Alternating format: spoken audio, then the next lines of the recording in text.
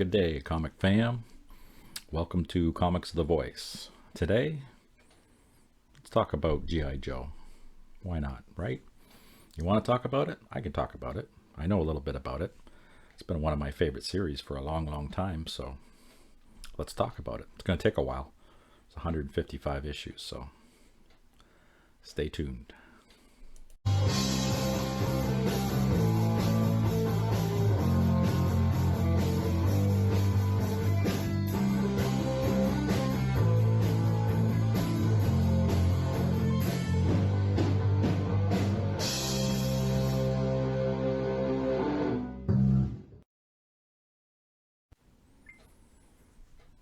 I am Steve the Voice White and G.I. Joe.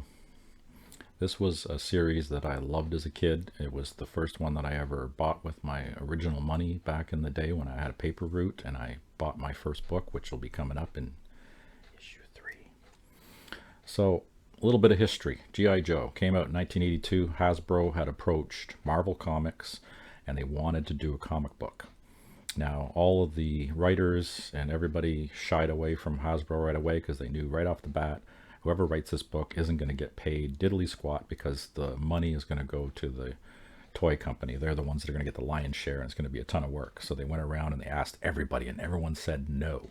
And Jim Shooter, the last office he went to was Larry Hama, who was an editor at the time, and he really wanted to write a story. He didn't want to write a war story. He was a vet himself.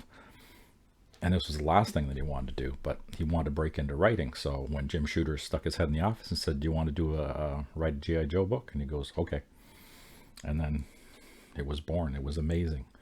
The guy was perfect for the job, and he did an incredible run that's still going to this day, because Skybound now has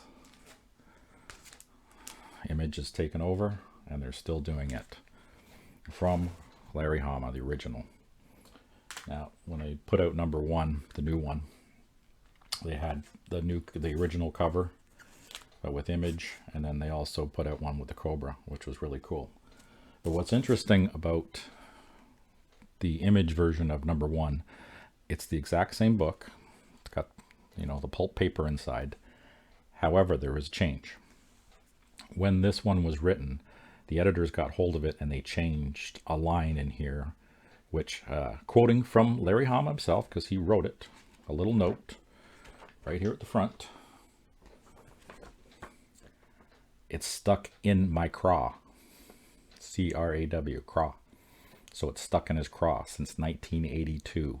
And Image gave him the opportunity to fix the editorial mistake. What is the editorial mistake? Haha, I went through it. It's when Hawk was doing a speech. And I should have bookmarked the page. That would have been smart, but I didn't. One little line right down here has been changed. So as it reads, "We're soldiers. Our job is to do the unthinkable and be forgotten." That's the line he intended. What was the line that was actually put in the book? Here is issue 1, a newsstand copy. It's one of my reader copies because, I like this book, so I got a few of them. And the line that was changed to is right here. And it reads, "We're soldiers. Our job is to follow orders, to do the impossible, and make it look easy." And being a vet himself, that's stuck in his craw. There was 2 errors actually that were made, but he was able to correct the one from issue 21, the silent interlude. There was something with a coloring thing that stuck in his craw, and he was able to fix that later on when they redid issue 21, the silent interlude. That was the silent issue. So he was very grateful that Image was allowing him to have the same book, but without that error, and have it the way he intended it, because it gives Hawk a whole different light from this version to this version. So yeah, this came out in 1982, Larry Hama. Tribble was the writer, or the artist on this book. And let's let's see what the title says here. Yeah, it was Don Perlin, Jack Abel, and Herb Trimp, and Bob McLeod was the cover and the art. See, I got the name wrong. That's why you read stuff. So they didn't put all the first appearances because the list on this book is ridiculous. The number of first appearances that are in this one. And this is only the first printing. They only did one printing of this book, so you only had it in the one printing. But they did do reprints of it. That's also a first printing. So I'm going to have it here. And they reprinted it in different versions. So you had the digests, which I got, one or two of those. They did Tales of G.I. Joe, where they reprinted all of the it was the first 14 issues they did in Tales of G.I. Joe, and they were all reprints of the exact story. And they also did a Monster, boom, Treasury Edition, which is really cool.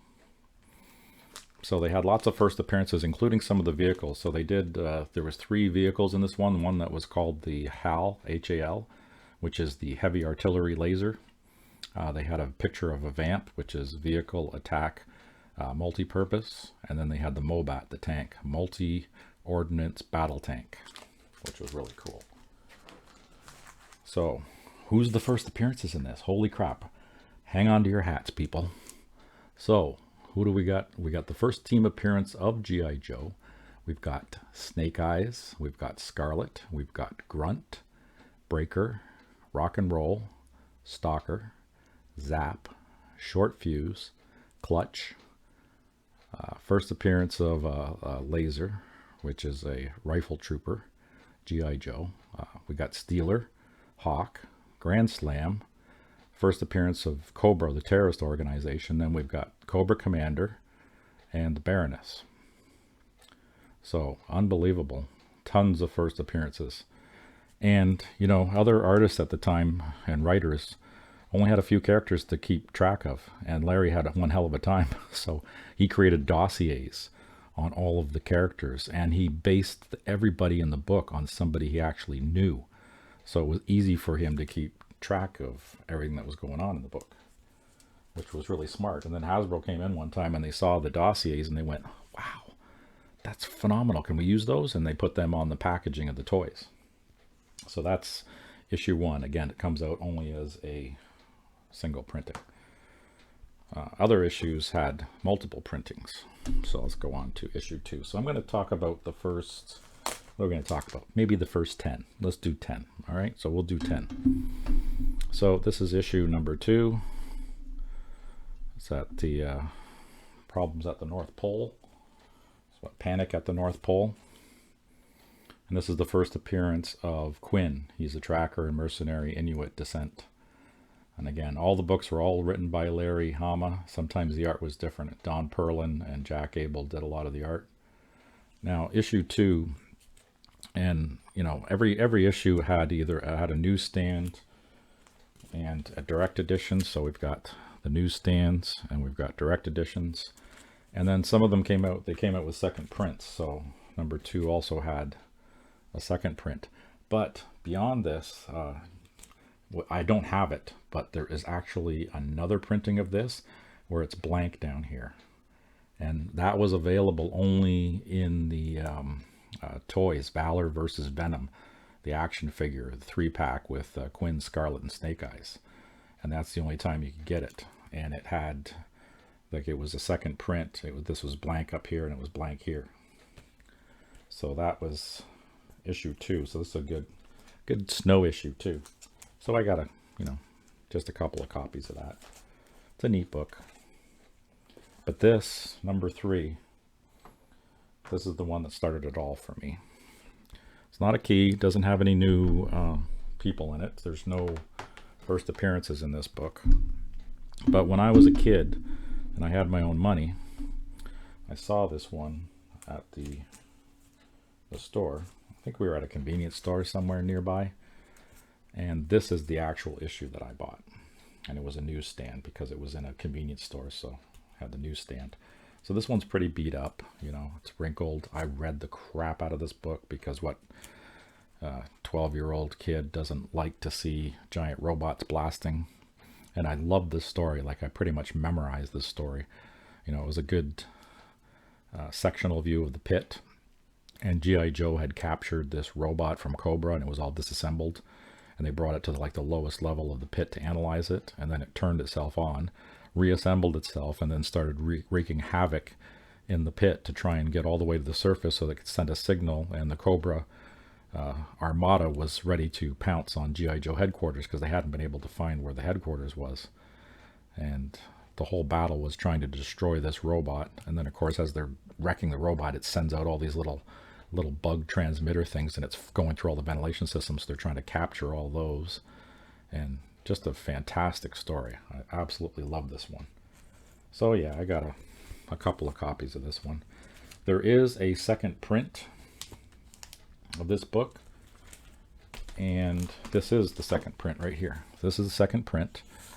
Unfortunately, though, it's funny, in most of the books it says second print on the first page. This one does not say second print, so the only way you can tell it's the second print is if you compared it to a first print direct edition. You'll see up here it's got an M instead of the diamond.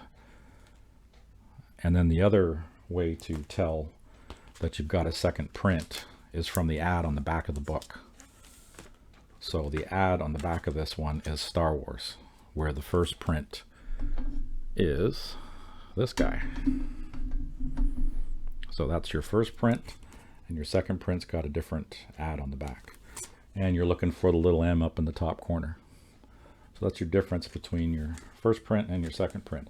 All the rest of the second prints that are in the G.I. Joe series say second print on the splash page at the bottom, except for this one. And then there's a few books that just don't have second prints. It's really bizarre. Like, they only did one print of them, and that was it. And what would that be? Oh, this one right here, number 4. This one only has a single print to it. Why? I don't know. Maybe it wasn't selling well. But it's weird how book 2 had not only 2 printings, but it also had one with the action figures.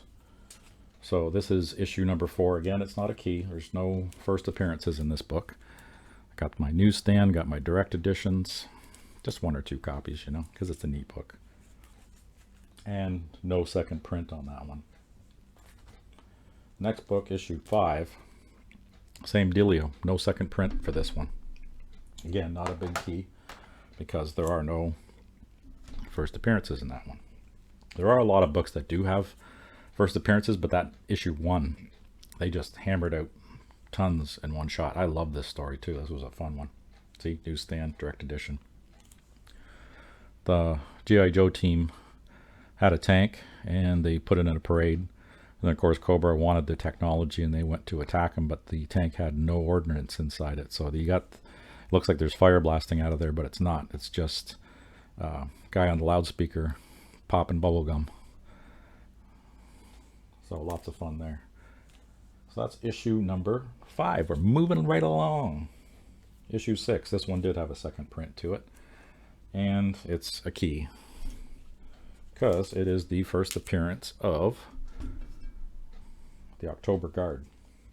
Of course, I got it in newsstand and direct edition. So in the October Guard, these guys were equivalent of the G.I. Joe team. So we got Cobra, we've got the October Guard, and then the Joe team. So he's got the trifecta that are all apparently equivalents. So this one had Colonel Brickoff, Scrag, Horror Show, Stormovic, and Lieutenant Diana.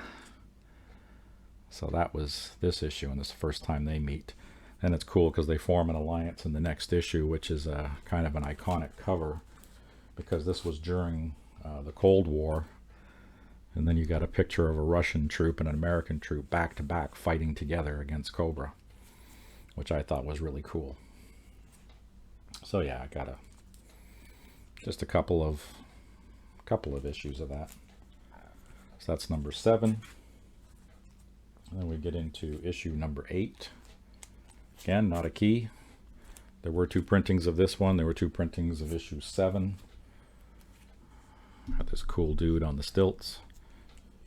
Got myself a direct edition. Got my, oh no, actually no, I don't have a direct edition of this. This is one that I'm looking for, the direct edition. I've got 2 newsstands. Because I had bought my brother's collection. He had the full 155 run, and it was all sprinkled with some newsstands, some direct. So it worked out good, because then I already had my collection, which I didn't have all of them, but I had most of them. So now I end up with like 3 copies of some of these issues. There's another oddball one too, number 9. Now when this one came out, it technically only has 1 printing, but there is a second one available out there, and it's got a tattoo in it, and I've never been able to find it. It's an oddball one, so it's technically just 1 printing, but you can get another one that has the tattoo in it.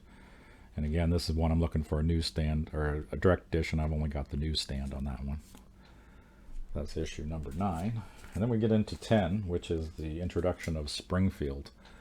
And there's also a first appearance in this book. It's Dr. Venom makes his first appearance in this book.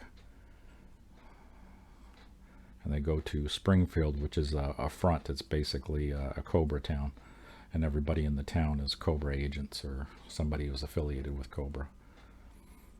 So there is the first, and it looks like I need that one in a direct edition too. So you see I got a list I'm still looking through, because I want to have a full run of directs and a full run of newsstands. But I think up in the later issues, I don't think there are any newsstands, just only in the first bunch up to 1 something. So there is the first 10 books of G.I. Joe, with a little bit of history and talking a little bit about what you're looking for. If you see some don't have second prints, and when they do have weird second prints, they got an anomaly like number 3, and then the rest all the way up have second prints, and they pretty much will say it on the splash page. So that's G.I. Joe issues 1 to 10. So I guess I'll do this one for a while. Maybe I'll do the entire thing. Ooh, whole 155. It's going to take a little while, but that's okay, because I like this stuff. It's cool. Hope you guys enjoyed, and I'll see you guys on the next one. Take care.